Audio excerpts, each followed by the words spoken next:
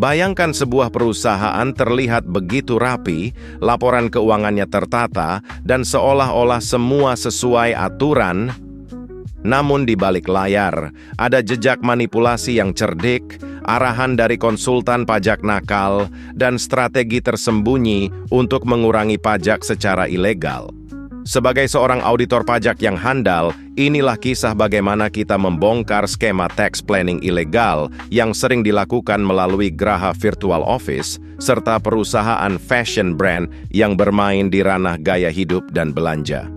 Mari kita mulai dengan bagian pertama, modus yang digunakan. Modus pertama berasal dari Virtual Office, Graha Virtual Office.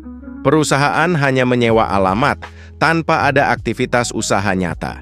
Tidak ada staf, tidak ada ruang kerja, hanya resepsionis dan kotak surat. Namun, alamat itu dipakai untuk membuat faktur pajak, mengajukan biaya operasional, bahkan dijadikan pusat transaksi fiktif. Modus kedua datang dari fashion brand. Mereka seringkali menggunakan trik klasik, yaitu under-reporting sales, menurunkan omset penjualan yang sebenarnya. Transaksi retail di toko fisik dan marketplace online tidak semua masuk ke laporan. Ada pula double bookkeeping, laporan ganda, satu untuk internal yang menunjukkan keuntungan besar, dan satu lagi untuk pajak yang menunjukkan keuntungan tipis. Selain itu, biaya bahan baku atau impor barang sering digelembungkan. Harga yang sebenarnya rendah ditulis lebih tinggi di invoice. Akibatnya, margin keuntungan seakan-akan kecil. Dan jangan lupakan biaya promosi, endorsement influencer, atau artis yang nilainya dibesar-besarkan, bahkan ada yang sama sekali tidak pernah terjadi. Semua itu adalah modus licik untuk mengurangi beban pajak. Sebagai auditor, kita tidak boleh hanya percaya pada angka-angka yang ada di laporan. Kita harus cermat, kritis, dan menggunakan berbagai teknik investigasi. Langkah pertama adalah audit dokumen dan bukti transaksi. Kita lakukan kunjungan langsung ke alamat Virtual Office, cross-check VO. Apakah benar ada aktivitas usaha atau hanya alamat fiktif? Kita cocokkan rekening bank dengan invoice, apakah transaksi betul terjadi, atau hanya lalu lintas uang antar perusahaan. Untuk fashion brand, kita analisis laporan keuangan dengan membandingkan rasio industri. Jika margin laba kotor hanya 8%, padahal rata-rata industri 35%, jelas ada yang tidak wajar. Kita cek pula vendor dan artis yang disebut dalam kontrak promosi. Jika vendor tidak valid atau artis membantah pernah bekerja sama, itu adalah bukti kuat manipulasi.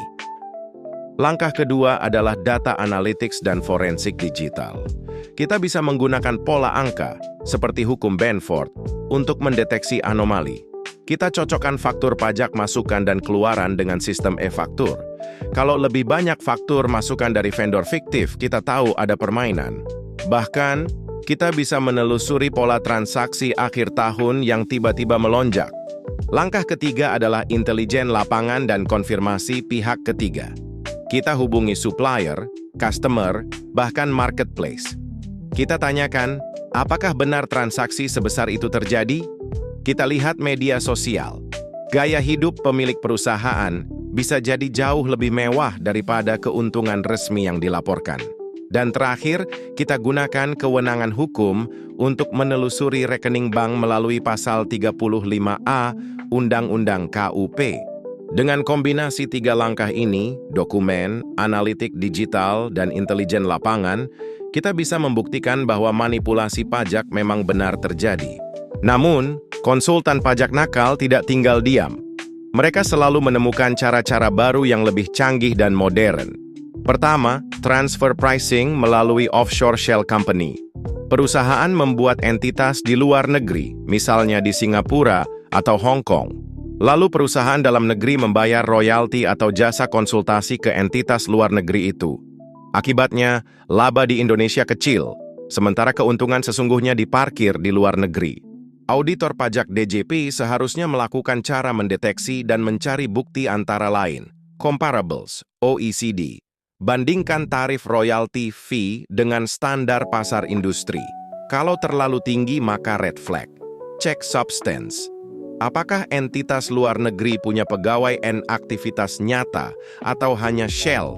Bank tracing, dana keluar ke offshore, lalu masuk kembali ke rekening pribadi pemilik. Legal basis, Undang-Undang Pajak Penghasilan Pasal 18 Ayat 3, DJP boleh koreksi harga transfer. Selain itu, konsultan pajak nakal tidak selalu menemukan cara-cara baru yang lebih canggih dan modern. Yang kedua, yaitu thin capitalization.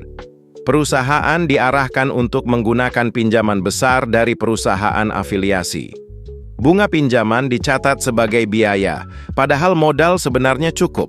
Lagi-lagi, laba turun, pajak pun ikut mengecil. Nah, cara deteksi dan buktinya. Debt to equity ratio.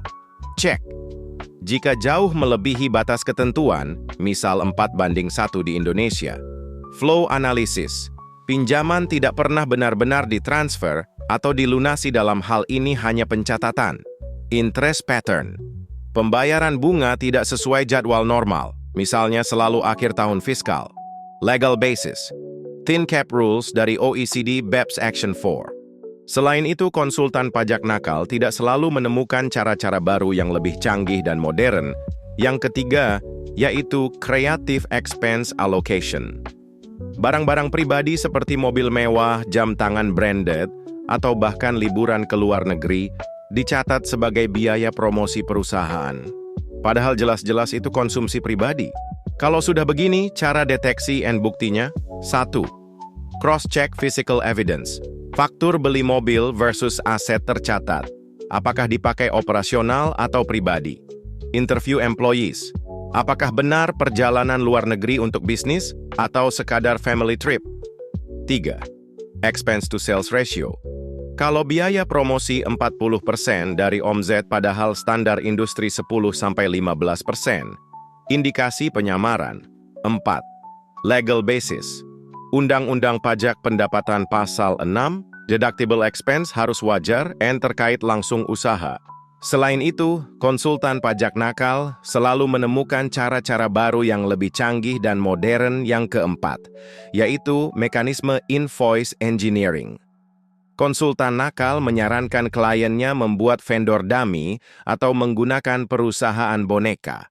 Dari sana, mereka mengeluarkan invoice palsu untuk jasa atau barang yang sebenarnya tidak pernah ada.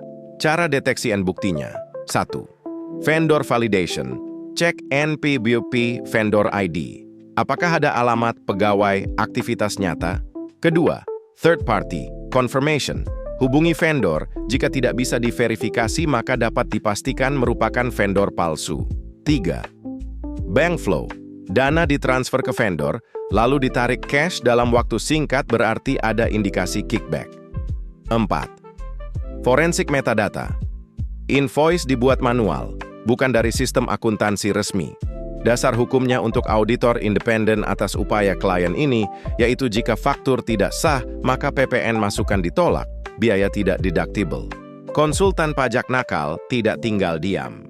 Mereka selalu menemukan cara-cara baru yang lebih canggih dan modern. Yang kelima, Digital Sales Suppression Software, Zapper, digunakan di kasir retail atau fashion store. Dalam praktik ini, sebagian transaksi tidak tercatat ke sistem akuntansi resmi. Sebagai auditor handal, cara deteksi dan bukti. 1. POS Log Audit. Cocokkan log transaksi versus laporan kasir, temukan perbedaan signifikan. 2. Payment Gateway. Data, bandingkan transaksi dari ShopeePay, GoPay, OVO versus penjualan tercatat. 3. Inventory. Mismatch, persediaan barang berkurang besar, tapi penjualan resmi rendah. 4. Digital Forensics. Temukan software zapper di server atau kasir. Dengan dasar hukum, tindak pidana perpajakan, UU KUP Pasal 39, sengaja menyampaikan data tidak benar, tim auditor bisa melakukan hal-hal tersebut. Semua trik ini mungkin tampak canggih, tapi pada akhirnya jejak digital dan aliran uang selalu bisa dilacak. Untuk membuktikan secara sah dan tepat, auditor harus gabungkan teknik investigasi lapangan, analisis digital, dan konfirmasi pihak ketiga. Kunci utamanya adalah 1. Cari inkonsistensi antara laporan versus data eksternal. 2. Dokumentasikan alur uang, bank tracing, faktur, dan kontrak. 3. Gunakan data pembanding industri, benchmark margin dan biaya. Bagaimana strategi auditor Dirjen Pajak untuk membuat bukti sah, tepat, cerdas antara lain? 1. Chain of custody digital. Semua log, email, metadata disimpan dengan prosedur forensik. 2. Corroborative evidence. Angka laporan, bukti bank, dan pihak ketiga harus saling mendukung. 3. AI-powered analytics. Gunakan anomaly detection untuk cepat mengidentifikasi pola abnormal. 4. Narrative of money trail. Tunjukkan cerita uang dari perusahaan ke vendor luar negeri, balik ke pemilik. Legal hook. Setiap temuan dikaitkan ke pasal hukum yang relevan agar kuat di pengadilan pajak. Jadi apa pelajaran yang bisa kita ambil? Bahwa auditor pajak tidak hanya bekerja di balik meja, tapi juga harus menjadi investigator, analis data, dan bahkan detektif digital. Modus bisa beragam, cara deteksi harus cerdas, dan trik modern pasti ada celahnya. Pada akhirnya, hukum selalu mencari kebenaran, dan kebenaran selalu meninggalkan jejak. Inilah seni membongkar tax planning ilegal, mencegah kebocoran pajak, menegakkan keadilan, dan memastikan negara tidak dirugikan